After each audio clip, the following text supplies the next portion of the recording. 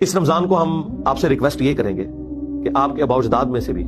شاید ہی کسی نے زندگی میں قرآن ترجمے سے پڑھا ہو، تو اس رمضان میں اگر آپ اعتکاف کا ارادہ رکھتے ہیں یا نہیں رکھتے، دونوں صورتوں میں بجائے یہ کہنے کہ میں نے اتنے قرآن ختم کیے، آپ فخر سے یہ کہیں ایٹ دا اینڈ آف رمضان کہ میں الحمدللہ اپنے خاندان میں اور اپنی نسلوں میں پہلا بندہ ہوں جس نے پورا قرآن ترجمے کے ساتھ پڑھا ہے، اور یقیناً ایسے ہی ہوگا کیونکہ قرآن کا پہلا ترجمہ 1920 میں ہوا ہے، پریکٹیکلی تو اب لوگوں کے ہاتھ میں ہے، کسی نے نہیں ترجمے سے قرآن پڑھا ہوا تھا۔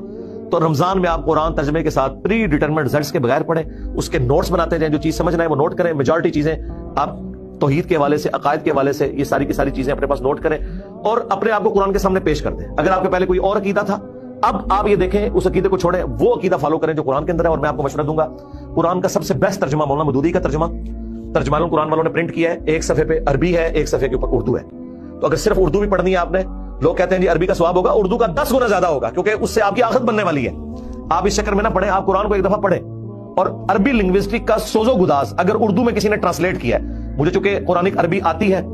اس لیے میں اس کو فیل کر سکتا ہوں، مودودی صاحب نے اردو زبان میں الفاظ کا چناؤ وہ کیا ہے کہ کاش اگر آپ کو عربی آتی نا تو جو سوز و گداز آپ پہ طاری ہونا تھا نا، وہ انہوں نے اردو میں ٹرانسلیٹ کر دیا ہے، اور الحمدللہ ہر بندے کو سمجھ آتا ہے۔ تو رمضان پہ میسج یہی ہے کہ قرآن کم از کم خود پڑھیں،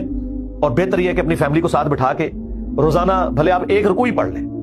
تو سورۃ البقرہ بھی کور ہوگی، تو آپ کو قرآن کی اوورال تھیم پتہ چلے گی انشاءاللہ۔